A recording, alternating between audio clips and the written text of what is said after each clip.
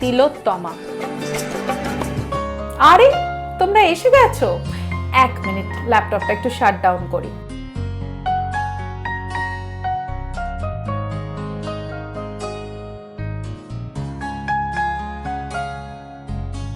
আজকে তোমাদেরকে বলবো শিলিগুড়ির পৃথা বসাকের গল্প। পৃথা আজকালকার দিনের এক অদ্ভুত প্রাণবন্ত ভালো মেয়ে।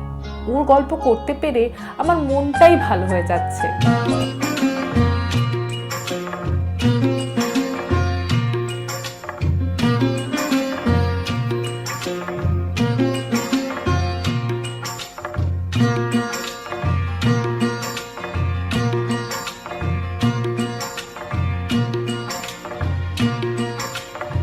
দক্ষিণ কলকাতার আলিপুরের মুখার্জি বাড়ির ছোট ছেলে সুদীপ্তর সাথে বিয়ে ঠিক হয় পৃথার। সে এক দারুণ এলাহি বিয়ে, ঠিক যেন রূপকথার রাজপুত্র আর রাজকন্যার বিয়ের মতো। আচমকা ভাঙা মন পেলে ছোঁয়া নরম, এত ভাববে নাকি তুমি ভাবো, অবশেষে ভালোবেসে চলে যাব, অবশেষে ভালোবেসে চলে যাব। এত জাঁকজমকপূর্ণ বিয়ের পরেও হঠাৎ ঘটলো ছন্দপতন। শিলিগুড়ির পৃথার মনটা কেন জানি না খারাপ। বারবার মনে পড়ে যাচ্ছে তার সেই পুরনো শহরের কথা। এখানকার সবকিছুই যেন কেমন তার অচেনা অজানা।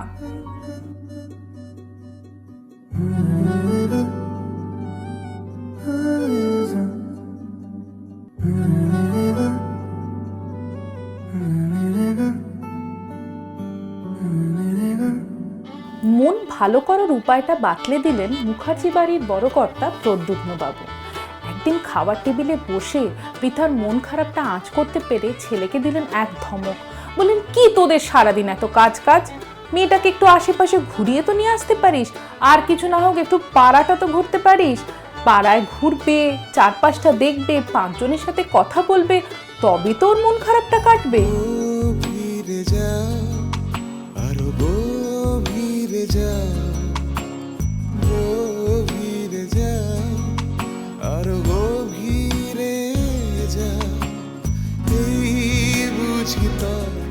রাতের বেলায় খাবার টেবিলে অদ্ভুতভাবে বদলে গেল চিত্রটা।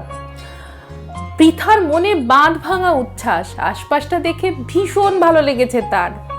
সেটার খেয়াল করে প্রদ্যুম্নবাবু বললেন, এইটুকুতেই তোর এত আনন্দ? যার হাত ধরে এলাকার এত উন্নতি, এত সৌন্দর্যকরণ, চল তোকে তবে নিয়ে যাই তার কাছে, তার হাত ধরে তার মুখ থেকে শুনে নে এই এলাকার সমস্ত গল্পটা।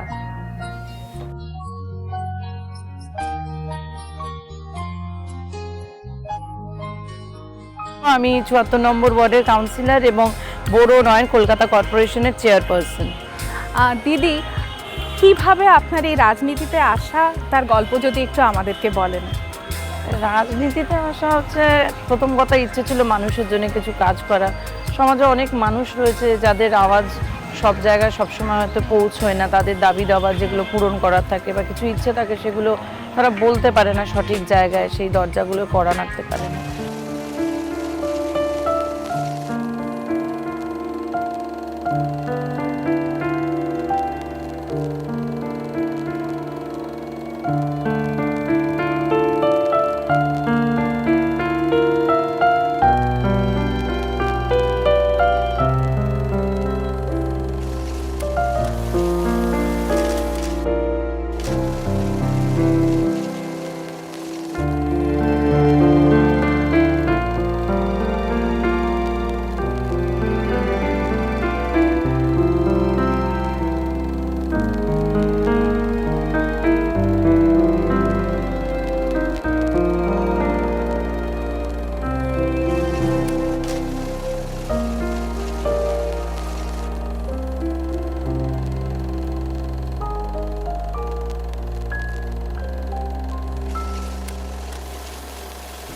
বাড়িতে ছোট থেকে দেখেছিলাম বাবাকে মানুষের জন্য কাজ করতে, মানুষের হয়ে পাশে দাঁড়াতে, তো সেই থেকেই খানিকটা ইচ্ছে, মানে মূলত জনসেবার জন্যই একদম রাজনীতিতে আসা। যখন আপনি রাজনীতিতে এসেছিলেন, নির্বাচন হয়েছিলেন পৌরমাতা হিসেবে, বা এখন আমরা দেখছি আপনি এত বড় পদে রয়েছেন, এক্স্যাক্টলি কী কী চ্যালেঞ্জেস আপনি ফেস করেছিলেন যে মনে হয়েছিল এই জায়গাগুলোয় খামতি রয়েছে, ঘাটতি রয়েছে? আমি প্রথম নির্বাচিত হয়েছি 2015 সালে। 2015 সালে আমার এই ওয়ার্ডে আসা, এবং সবথেকে বড় কথা হচ্ছে মানুষ আমাকে আশীর্বাদ করেছে, তাদের নিজেদের মনে করে তারা ভরসা করেছিল, যে বিশ্বাস করে তারা ভোটটা দিয়েছে। এবং যেটা চ্যালেঞ্জেস ছিল বলতে একটা ছিল মানুষের মন জয় করা। তাদের থেকে আমি ভোট নিলাম, ভোট করছি, তাদেরকে বললাম ভোট দাও, আমাকে ভরসা করো। সেই বিশ্বাসটা, একদম দায়বদ্ধতা এবং বিশ্বাস যে অর্জন করা, সেই ভরসার জায়গাটা ধরে রাখা, এটাই বড় চ্যালেঞ্জ ছিল। মানুষের এই বিশ্বাস, দায়বদ্ধতা, সেটা কতটা আপনি সক্ষম হয়েছেন তাদের মনের কোনায় গিয়ে করা নাড়তে? নিশ্চয়ই বলবো খানিকটা তো আমাদের মাননীয় মুখ্যমন্ত্রী মমতা বন্দ্যোপাধ্যায়, তার তো আমরা আশীর্বাদ সবাই পেয়েছি, সারা বাংলার মানুষ পাচ্ছে। এবং তার জন্যেই বলবো বাংলার মানুষ কেন, আমার ওয়ার্ডের মানুষরাও আজকে অনেক ভালো রয়েছে। সেদিক থেকে বলতে গেলে আমি অনেকটাই সক্ষম হয়েছি। মাননীয় মুখ্যমন্ত্রীর যে প্রকল্পগুলো রয়েছে মানুষের দরজায় গিয়ে পৌঁছে দেওয়া, তাদের সঙ্গে 365 দিন দেখা করে তাদের সুখ দুঃখটা ভাগ করে নেওয়া, যেগুলো মানুষকে আমরা প্রতিশ্রুতি দিয়েছিলাম যে আমি তোমাদের পাশে থাকবো সবসময়, বা আমি তোমাদের জন্য কাজ করতে চাই, সেই জায়গাটাতে ধরে রাখা এবং তাদের সেই যেটা বললাম আবারও যে ভরসাটা, সেটা যেন না ভাঙে। এবং ছোটোখাটো ছোটো জিনিসে মানুষকে একটু আনন্দ পেলে আমাদেরও ভালো লাগে। আর সবথেকে বড় কথা, মাননীয় মুখ্যমন্ত্রী মমতা বন্দ্যোপাধ্যায় যেখানে এত কিছু প্রকল্প দিচ্ছে, আমরা সেগুলো মানুষের দরজায় যাতে ঠিকভাবে পৌঁছে দিতে পারি, সেটাও একটা ভালো জিনিস যে মানুষ পাচ্ছে, সবাই যেন পায়। মানে একটা দেশকে এনশিওর করা যে যেন প্রকল্প করলেই তো হবে না, সেটা জনগণের কাছে পৌঁছে যাওয়াটা, দেখাটাও নিশ্চিত করাটাও খুবই একটা গুরু দায়িত্ব, একদম গুরু দায়িত্ব। সেই জন্যই পৌরমাতা, এই মাতার মধ্যেই মানে অনেক কিছু জড়িয়ে রয়েছে। মা, সুখ দুঃখ, একদম খাওয়া দাওয়া। একটা মা যেমন নিজের সন্তানকে দেখে, নিজের সন্তানের খাওয়া দাওয়া ঠিকঠাক হলো কিনা, তার শরীর খারাপ, অসুখ বিসুখ, সেই জিনিসগুলো দেখা, সেই মাতা হিসেবে, মা হিসেবে আমার এই ওয়ার্ডের যারা আমার মানুষ, তাদেরকে সন্তানই মনে করি আমি। তো তারাও যেন সেই বাচ্চা থেকে বড়, 8 থেকে 80 সবার ভালো থাকাটাও আমারও দেখার দায়িত্ব। এবং সাথে সাথে মাননীয় মুখ্যমন্ত্রীর যে অবদানগুলো আমরা পেয়েছি, সাহায্যগুলো, এই প্রকল্প রূপশ্রী থেকে শিশু সাথী, এতগুলো প্রকল্প, খাদ্য সাথী, স্বাস্থ্য সাথী, এগুলো মানুষকে আমরা বোঝাচ্ছি, পৌঁছে দিচ্ছি, এইটা অনেক বড় দায়িত্ব। Cheers for Debolina Vishal. Cheers for Debolina Vishal. Cheers for Debolina Vishal. Cheers for Debolina Vishal. আর দিদি, আগামী দিনে কোনো বিশেষ কর্মসূচি, চারিদিকে যে ডেঙ্গুর প্রকোপ রয়েছে সেটাকে আপনি কিভাবে দেখুন? করোনা ভ্যাকসিনেশন, একদম আমরা 2 বছর থেকে তো করোনা ভ্যাকসিনেশন দেখলাম যে কিভাবে করোনাতে মানুষ 2 বছর ধরে আমরা অনেকটা পিছিয়ে গেছি, আমাদের পুরো বিশ্বটাই অনেকটা পিছিয়ে গেছে। 2 বছর মানুষ গৃহবন্দী হয়ে গেছিল এবং মানুষ কর্মহীন হয়ে ঘরে বসে পড়েছিল, জীবনটা যেন একটা বেরঙিন হয়ে পড়েছিল। মানুষের কাছে একটা ঘরে 4 দেওয়ালের মধ্যে বন্দি করে নিতে হয়েছিল মানুষকে, বাচ্চারা স্কুল যেতে পারতো না, থমকে গেছিল কোথাও, একটা শিক্ষা ব্যবস্থা গতিটাই বন্ধ হয়ে গেছিল। তো সেখানে সেই সময় আমরা বেরিয়ে বাইরে কাজ করেছি যে না, আমরা মানুষের কাছে দায়বদ্ধ, মানুষকে আমরা দরজায় গিয়ে বলছি আমরা আপনার বিপদের দিনে থাকবো, সুখের দিনে থাকবো না। তাই এই যখন একটা মহামারী হলো, একটা অতি মহামারী বলবো, সেইখানে আমরা যদি ঘরে বসে থাকবো চুপ করে, তাহলে এই মানুষগুলোকে কে দেখবে? তো করোনার সময় কিন্তু আমরা কলকাতা কর্পোরেশনের প্রত্যেকটা কাউন্সিলর এবং রাজ্য সরকার, মাননীয় মুখ্যমন্ত্রী প্রত্যেকটা মানুষের কথা ভেবেছে। রেশনিং ব্যবস্থা থেকে মানে বিনা পয়সায় মানুষকে রেশন দেওয়া, বিনা পয়সায় টিকা দেওয়া, যেখানে প্রাইভেট হসপিটালে মানুষকে গেলে কিছু টাকার বিনিময়ে ভ্যাকসিন নিতে হচ্ছে, সেখানে আমাদের কলকাতা কর্পোরেশনের যে স্বাস্থ্যকেন্দ্রগুলো রয়েছে সেই স্বাস্থ্যকেন্দ্রে আমাদের এই ভ্যাকসিনেশনগুলো আমরা পুরোটাই ফ্রিতে দিয়েছি। এবং বাচ্চা থেকে বড় সবার জন্যই সেই ভ্যাকসিনেশন আমরা পুরোটাই ফ্রিতে অর্গানাইজ করেছি। এবং তার সাথে সাথে এটাও বলবো যে যেখানে বড় হসপিটালগুলো, প্রাইভেট যে হসপিটালগুলোতে করোনার সময় যেভাবে মানুষ বেড পাচ্ছিল না, হাহাকার হয়েছে, অভাব হয়েছিল প্রাইভেট হসপিটালগুলোতে, কিন্তু আমাদের পশ্চিমবাংলায় বলবো অভাব হয়নি। এটাই বলবো যে আমাদের পশ্চিমবাংলার মানুষ খুবই ভালো ছিল, কেননা মাননীয় মুখ্যমন্ত্রী মমতা বন্দ্যোপাধ্যায় প্রত্যেকটা সরকারি হসপিটালে বিনা পয়সায় চিকিৎসা, সাথে সাথে সেফ হোম খুলে দেওয়া, সেফ হোমে মানুষের দরজার গোড়ায় অ্যাম্বুলেন্স এসে তুলে নিয়ে গিয়ে সুস্থ করে তাকে পুরো বিনা চিকিৎসায়, এবারে বিনা পয়সায়, বিনা চিকিৎসায় বলছি ভুল কথা, বিনা পয়সায় সমস্ত চিকিৎসাটা করে দিয়ে তাকে বাড়ির দরজায় আবার অ্যাম্বুলেন্স পৌঁছে দিচ্ছে। এটা মানে পশ্চিমবাংলা বলেই বোধহয় সম্ভব হয়েছে। মাননীয় মুখ্যমন্ত্রী, তিনি মানবিক মুখ্যমন্ত্রী বলবো এই কারণেই যে তিনি সব মানুষের কথা ভেবেছে। যে সময় একটা বেডের জন্য মানুষ হাহাকার করেছে, সেই সময় কিন্তু আমাদের পশ্চিমবাংলার মানুষকে আমরা দেখেছি না, আমাদের ওয়ার্ডে অনেক মানুষ হয়েছিল যাদের এরকম কোভিড হয়েছিল, তাদেরকে বাড়ির দরজা থেকে অ্যাম্বুলেন্স তুলেছে। আমরা ইউপিতে দেখেছি যেখানে গঙ্গা দিয়ে লাশ ভেসে গেছে, করোনার বডিগুলোকে গঙ্গায় ছুঁড়ে ফেলে দেওয়া হচ্ছে, ঠিকঠাকভাবে তাদের সৎকারও করা হয়নি। সেখানে আমরা পশ্চিমবাংলায় কিন্তু এই ছবি দেখিনি। পশ্চিমবাংলা অনেক ভালো ছিল এবং খুব ভালোভাবে রাজ্য সরকার, মমতা বন্দ্যোপাধ্যায়, আমাদের মাননীয় মুখ্যমন্ত্রী, কলকাতা কর্পোরেশন, আমাদের মাননীয় মেয়র ফিরহাদ হাকিম, সবাই মিলে আমরা এত সুন্দরভাবে এই জায়গাটা আমরা কাজ করেছি, একদম টিম ওয়ার্কটা আমরা করেছি এবং মানুষকে আমরা সেই পরিষেবাটা দিতে পেরেছি।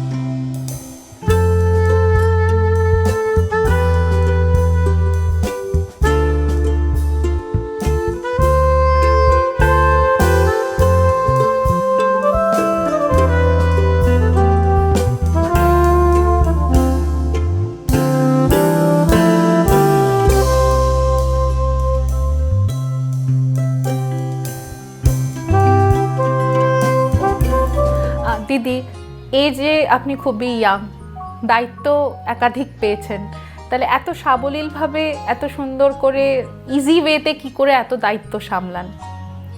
না, প্রথম কথাই আমি আগেও যেটা বলেছি, আমি আমার নেত্রী মমতা বন্দ্যোপাধ্যায়কে ধন্যবাদ দেব যে বয়সটা তো একটা ফ্যাক্টর। লোকে জানে যে যারা যত সিনিয়ররা তারা হয়তো তাদের কাজ করার যে ক্ষমতাটা বা অভিজ্ঞতাটা, অনেক সময় আমরা বলি না এক্সপিরিয়েন্স ম্যাটার্স আ লট। তো সেক্ষেত্রে আমি ধন্যবাদ জানাবো আমার নেত্রী মমতা বন্দ্যোপাধ্যায়কে এই কারণে যে তিনি একটা ইয়াং জেনারেশনের মানে সেকশনের ওপর ভরসা করেছেন, সেই জায়গাটা আমার কাছে যোগ্য মনে করেছে। আমি সো অনার্ড, আমি ওনার কাছে চিরকৃতজ্ঞ, গ্রেটফুল এই কারণে। আমি একটা একসময় নতুন ছিলাম যখন কম বয়সে আমি এখানে এসেছিলাম, তো সেইখান থেকে সেই জায়গা থেকে এখন চেয়ারপারসন হওয়া, এই ভরসাটা হয়তো নেত্রী বলেই, মমতা বন্দ্যোপাধ্যায় বলেই হয়তো করেছেন। যোগ্যতা আমার হয়তো, আমি মনে করি আমার সেই রকম যোগ্যতা হয়তো নেই, কিন্তু উনি সেটা মনে করে ভরসা করেছেন, সেই জায়গাটা কাজ করার সুযোগ দিয়েছে। এটা আমার কাছে সত্যি একটা অকল্পনীয় মানে একটা পাওনা, যেটা আমি ভাবিনি যে আমি পাবো। আর দীর্ঘদিন একটা মানুষের সঙ্গে কাজ করতে করতে যে শিখছি, অনেক কিছু এখনও শিখছি। Still now I am a learner. আমি যে চেয়ারে বসেছি মানে চেয়ারপারসন হয়ে গেছি মানে সব কিছু জেনে গেছি তা নয়। আমি আমার নেত্রী মমতা বন্দ্যোপাধ্যায়কে দেখেও শিখি, আমার সঙ্গে যারা আসেন ডেলি কাজের সূত্রে, যাদের সঙ্গে আমার যোগাযোগ, আমি আমার ইঞ্জিনিয়ার্সদের থেকেও শিখি, আমি আমার যারা ওয়ার্ডের বাসিন্দা রয়েছে তাদের সঙ্গেও রাস্তায় যখন প্র্যাকটিক্যাল কোনো কাজ করতে যাই সেখান থেকেও আমি শিখি। দেখো, শেখার তো কোনো বয়স নেই, 8 থেকে 80 সবার কাছে শেখা যায়। আর শিক্ষা, নলেজ হচ্ছে সমুদ্রের থেকে অনেক বড়, সেটাকে বলে। তাই আমার মনে হয় আমরা প্রত্যেক দিন, আমি বা আমার মতন যারা রয়েছে, আমার মনে হয় তুমিও হবে হয়তো, প্রত্যেক দিন আমরা বাড়ি থেকে এখন ঘুম থেকে যখন চোখ খুলি, নতুন একটা দিন শুরু করি, আমাদের প্রত্যেকের জীবনে কিছু না কিছু আমরা নতুন নতুন জিনিস শিখি। Each and every day we are learning something. তো শেখার কোনো বয়স হয় না, কোনো লিমিট নেই। আর লিমিট তো বলবোই না, বয়সও ফ্যাক্টর না। শিখতে অনেক কিছু ভালো লাগে, নতুন কিছু। আমি হয়তো সব কিছু জানবো সেটাও ঠিক না, আমারও হয়তো কিছু ভুল কনসেপশন থাকতে পারে, কিছু সেইটাকে ঠিক করা, সেই জায়গাটা থেকে ঠিক জিনিসটাকে, জ্ঞানটাকে অর্জন করা। কোনো ভালো কিছু, একটা নতুন কিছু জিনিস আমি জানলাম, সেটা আমি পরে আমার কাজের ক্ষেত্রে ইমপ্লিমেন্ট করতে পারলাম, সেটা থেকে মানুষের উপকার হলো, এটা খুব ভালো জিনিস। যেমন আমার মাননীয় মুখ্যমন্ত্রী মমতা বন্দ্যোপাধ্যায় আমাদের জন্য এত কিছু প্রকল্প আনছে, এই যে মেয়েদের জন্য কে ভেবেছিল? আমরা এর আগেও পশ্চিমবাংলায় একটা সরকার দেখেছিলাম, আমরা এখনও দেখছি যে কিভাবে মেয়েদেরকে এগিয়ে নিয়ে যাওয়া হচ্ছে পশ্চিমবাংলায়। অন্যান্য স্টেটের রেশিও অনুযায়ী বা আমরা যদি দেখি পার্সেন্টেজ, সেক্ষেত্রে নারী শিক্ষার হার কিন্তু পশ্চিমবাংলার রেট অনেক এগিয়ে। এবং আমরা বারবার তার জন্য 100 দিনের কাজ থেকে শুরু করে সমস্ত কাজের জন্য, একদম বিভিন্ন স্বনির্ভর কাজের জন্য আমরা কিন্তু পুরস্কৃত। পশ্চিমবাংলার সরকার, মাননীয় মুখ্যমন্ত্রীর সরকার কিন্তু, মমতা বন্দ্যোপাধ্যায় সরকার পুরস্কৃত হয়েছে। এই মেয়েদের জন্য আলাদা করে ভাবা, আমার মনে হয় এটা কোনো সরকার মনে হয় অন্যান্য রাজ্যে মনে হয় ভাবেনি, যেটা মাননীয় মুখ্যমন্ত্রী মমতা বন্দ্যোপাধ্যায় ভেবেছে। যেমন একটা বাচ্চা জন্মালে, একটা মেয়ে জন্মালো, ছেলে মৃত্যু, সমস্ত কিছু, একটা জন্মালেও একটা প্রকল্প, মৃত্যু যে শেষ যাত্রী, যে জীবনের শেষ অন্তিম যাত্রায় যাচ্ছে তারও জন্য একটা সমবাতি প্রকল্প, এবং মাঝখানে পড়াশুনো যাতে কোথাও না আটকায় সেটার একটা প্রকল্প, স্বাস্থ্যর দিকে নজর দেওয়া, সাথে সাথে বিয়ে যখন হচ্ছে বিবাহযোগ্য বয়স সেটার প্রতি একটা রূপশ্রী প্রকল্প। মানে ইচ অ্যান্ড এভরি ফেজে মাননীয় মুখ্যমন্ত্রী মমতা বন্দ্যোপাধ্যায় যেভাবে তার চিন্তা ভাবনাগুলো করে মানুষের জন্য এত প্রকল্প এনেছে, এটা মনে হয় সেটা কোনো জায়গায় হয়নি। তার জন্যেই আমরা মনে হয় সুদূর হেগ শহরের ওখান থেকে আমরা পুরস্কার পেয়েছি, কন্যাশ্রী আজকে বিশ্বশ্রী হয়ে গেছে। আর খুব সম্প্রতি আমরা এই দুর্গাপুজো গেছে, ইউনেস্কো যেটা হয়েছে, যে হেরিটেজ তকমাটা, ইনটেঞ্জেবল হেরিটেজ, একদম আমাদের মাননীয় মুখ্যমন্ত্রী মমতা বন্দ্যোপাধ্যায় যেভাবে একটা পদযাত্রা করলো, যে আমাদের 1 তারিখ সেপ্টেম্বরে, যেখানে দলমত নির্বিশেষে, ধর্ম ঊর্ধ্বে গিয়ে মানুষ সবাই একত্রিত হয়েছে, এবং সব রকম যারা দুর্গাপুজো যেসব ক্লাবগুলো করে সবাই সেই রাস্তায় হেঁটেছে, আমি নিজেও হেঁটেছি, এবং সাধারণ মানুষ অনেক গেছে। এই যে মানুষের মধ্যে উচ্ছ্বাস, উদ্দীপনা, এটা খুব দেখে ভালো লাগলো। একতা, একদম এই জিনিসগুলো তো কেউ ভাবেনি আগে। এবং এই যে রেড রোডে কার্নিভাল হচ্ছে, এটাকে আমরা কেউ ভেবেছি? আমরা তো এটাকে কেউ ভাবিনি। এই রেড রোডে কার্নিভাল হচ্ছে, লাখো লাখো দর্শক দেখছে, এবং সাথে সাথে বিদেশি মানুষ যারা আসছে তারাও এইটা দেখে। আমরা অনেক কার্নিভাল দেখতে বাইরে যাই, বিশ্বের দরবারে পশ্চিমবঙ্গ, একদম বিশ্ব দরবারে পশ্চিমবঙ্গকে একটা আলাদা মাত্রায় নিয়ে যাওয়া। আমরা ব্রাজিলের কার্নিভালের কথা শুনেছি, গোয়াতে কার্নিভাল হয় শুনেছি, কিন্তু পশ্চিমবাংলায় যে দুর্গাপুজোর কার্নিভাল, এটা বোধহয় আমাদের মুখ্যমন্ত্রী মমতা বন্দ্যোপাধ্যায়ের জন্যেই বোধহয় এটা আমরা পশ্চিমবাংলার মানুষ আজকে বিশ্বর দরবারে মাথা উঁচু করে বলতে পারি, যেখানেই যাই, যে আমি পশ্চিমবাংলা থেকে এসেছি, আমার মুখ্যমন্ত্রী মমতা বন্দ্যোপাধ্যায়। এটা একটা আলাদা, সত্যি আমাদের আনন্দ দেয়, আমরা খুব আনন্দিত হই। আর মেয়েরা যেভাবে সম্মানিত, মেয়েদের জন্য এত বিশ্ববিদ্যালয়, স্কুল হচ্ছে, থানা হচ্ছে, মেয়েদেরকে প্রচণ্ড। আজকে কলকাতা সেফেস্ট সিটি, আপনি এটা সমীক্ষা আমরা বলছি না, সেন্ট্রালের সমীক্ষা, যে যতগুলো স্টেট আছে আজকে ভারতবর্ষের মধ্যে সব থেকে সেফেস্ট সিটি হচ্ছে, মেয়েদের নিরাপদ শহর হচ্ছে আজকে পশ্চিমবাংলা। এটা তো একটা অ্যাচিভমেন্ট। আমাদের মেয়েরা, আমরা যারা মহিলা, আমাদের কাছে এটা গর্বের ব্যাপার। একজন মহিলা মুখ্যমন্ত্রী, তিনি এতটা ভেবেছে, এবং সবার জন্য ভেবেছে, 8 থেকে 80 সবাইকে তিনি ভালোবাসে, এটাই তো বোঝা যাচ্ছে। সার্বজনীন মা, একদমই ঠিক, মানবিক মুখ্যমন্ত্রী। একদমই তাই। আমরা ট্রাইব টিভির পক্ষ থেকে দিদিকে জানাবো অনেক শুভকামনা। উনি যেভাবে এগিয়ে যাচ্ছেন মুখ্যমন্ত্রীকে আদর্শ করে, আশা করি ওনার এই পথ আরো সুন্দর হবে, সাফল্যমণ্ডিত হবে।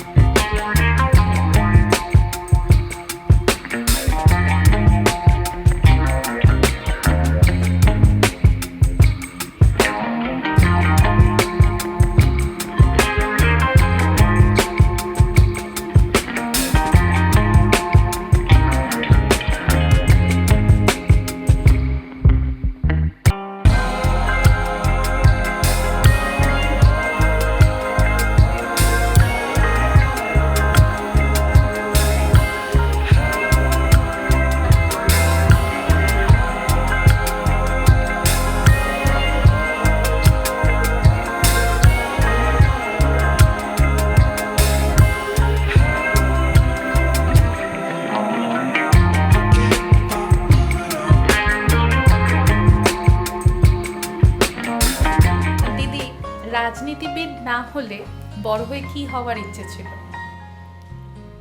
এটা তো একটা খুব কঠিন প্রশ্ন হলো। রাজনীতিবিদ না হলে নিশ্চয়ই একটা তো ভালো মানুষ হওয়ার অবশ্যই আগে আমার প্রত্যেকটা মানুষ, আমি কেন সেভাবেই সেটা চেষ্টা করি এবং ছোট থেকেই বাড়ি থেকে সেই ইয়েটা শুরু হয়, জার্নিটা। প্রথম তো আমরা শিক্ষা পাই বাড়ি থেকে, বাবা মা পরিবার, তারপর তো স্কুলে পাঠানো হয়, পুঁথিগত যে আমরা বিদ্যাটা লাভ করি। আমার মনে হয় রাজনীতিবিদ না হলে অবশ্যই একটা ভালো মানুষ হওয়ার চেষ্টা করতাম, ভালো মনের মানুষ হওয়ার চেষ্টা করতাম এবং কিছুটা না হলেও মানুষের পাশে দাঁড়ানো এই চেষ্টাগুলো তো থাকতাম। মানুষ হওয়া মানে নিজের টুকুনি ভাবলাম, শুধু নিজের টুকুনি নিয়ে থাকলাম, মানে সেলফ সেন্টার্ড হওয়াটার থেকে মনে হয়। না দিদি, আপনার অন্য কোনো প্রফেশনের প্রতি কোনো ন্যাক আছে কি? কোনো প্রফেশনের প্রতি বলতে না গেলে হয়তো আমি যেমন বাই প্রফেশন লয়ার, আমি ওটাকে নিয়ে আরও হয়তো পার্সু করতাম আরও। হ্যাঁ, আমার BLLB পড়া এবং আমি হাইকোর্টে প্র্যাকটিসও করেছি 2 বছর। ওইটা নিয়ে ভাবতাম, ওটাকে নিয়ে আরও ফার্দার এগিয়ে গিয়ে যে মানুষের সঙ্গে, তো ওটাও একটা সোশ্যাল ওয়ার্ক, মানুষকে নিয়েই কাজ, সেটা নিয়ে একটু আইন আর রাজনীতির সমন্বয়টা হলো খুবই সুন্দর, মানে সেটা প্রতি পদে পদে আপনাকে বলেও দিচ্ছে যে কোনটা ঠিক কোনটা ভুল, আপনার সঙ্গে আপনার কাজে লাগে। দুটোই মানে দুটোর সঙ্গে প্যারালালি চলছে একদম।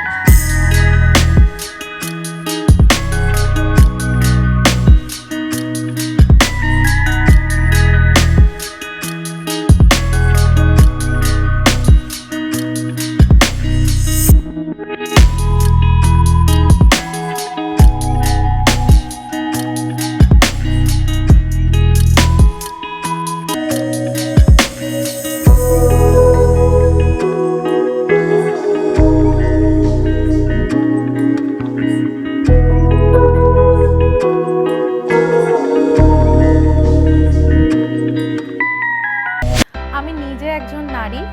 আমাদের রাজ্যের মুখ্যমন্ত্রী শ্রীমতী মমতা বন্দ্যোপাধ্যায় আদর্শে অনুপ্রাণিত দেবলীনাদিকে আমাদের ট্রাইব টিভির পক্ষ থেকে ভালোবাসার ছোট্ট নিবেদন। Thank you.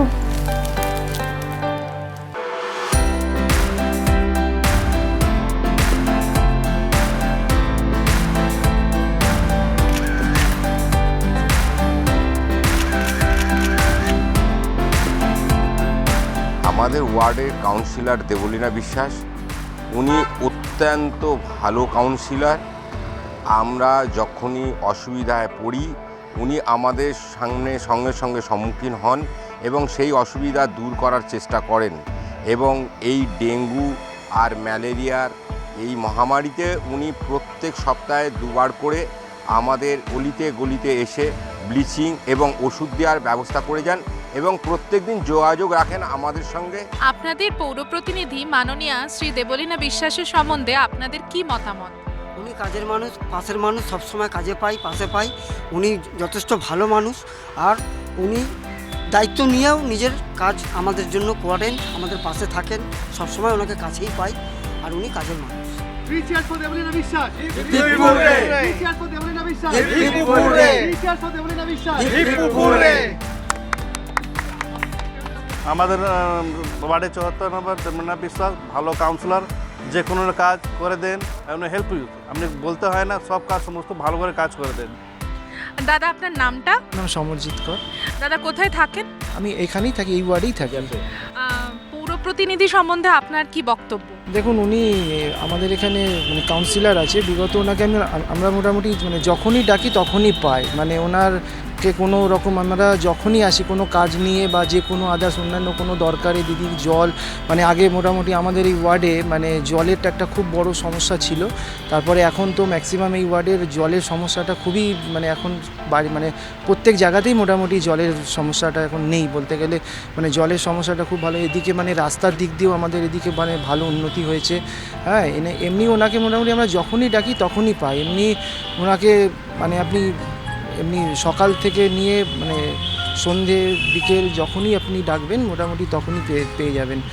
আর উনি মানে কোনো সময় উনি মানে যদি ধরুন ওনার কোনো এমনি কাজও থাকে, মানে ধরুন উনি কোনো কাজেও ব্যস্ত, যদি আমরা যদি কোনো ফোন বা কিছু জাতীয় করি যে আজকে এইটা দরকার বা কিছু, উনি সঙ্গে সঙ্গে আমাদের কাজটা আগে করে দেয়, তারপরে উনি নিজেদের মানে ওনার যে কাজটা করে। আমাদের প্রিয় দিদি শ্রীমতী দেবলীনাদিকে আমরা আমাদের ট্রাইব টিভির পক্ষ থেকে অসংখ্য ধন্যবাদ জানাই। এত ব্যস্ত শিডিউলের মধ্যেও দিদি আমাদের সঙ্গে ওনার অভিজ্ঞতা শেয়ার করেছেন। দিদি, আপনি ট্রাইব টিভির দর্শককে আমাদের এই প্ল্যাটফর্মের থ্রু কি বলতে চাইছেন? আমি ট্রাইব টিভির পক্ষ থেকে প্রত্যেক দর্শকের ধন্যবাদ জানাই এবং তোমাকেও আমি অনেক অনেক ধন্যবাদ জানাই যে এত সুন্দরভাবে এটাকে সঞ্চালনা করে এই প্রোগ্রামটাকে করার জন্য। এবং সাথে সাথে এটাই বলতে চাইবো যে আগামী দিনে মানুষ আমার পাশে থাকুক এবং এইভাবেই তাদের সমর্থন ভালোবাসা জানাক, আর আরও ভালো করে যাতে কাজ করতে পারি, মানুষের পাশে যাতে থাকতে পারি এবং মাননীয় মুখ্যমন্ত্রী মমতা বন্দ্যোপাধ্যায়ের এই আশীর্বাদ নিয়ে আমি যেন আগামী দিনে মানুষের জন্য ভালো কিছু উন্নয়নমূলক যে কাজগুলো চলছে বাংলা জুড়ে, আমাদের এই 74 নম্বর ওয়ার্ডেও চলছে, সেটা যেন আরও বেশি করে ভালো করে করতে পারি এবং বেশি করে মানুষের কাছে পৌঁছে যেতে পারি। সেটাই বলবো, সবার ভালোবাসা আশীর্বাদ। কি কেমন লাগলো পৃথার গল্প? ভালো লেগেছে তো? আজ অনেকটা টাইম হয়ে গেল, আজ আর নয়, পরের পর্বে ফিরবো নতুন এক গল্প নিয়ে। কার গল্প? মিস্টার বারিন দত্তের গল্প। কে তিনি, কি তার গল্প? আজ তো আর বলবো না, এর জন্য দেখতে হবে পরের পর্ব। পরের পর্বে চোখ রাখুন ট্রাইব টিভির পর্দায়। তিলে তিলে তিলোত্তমা।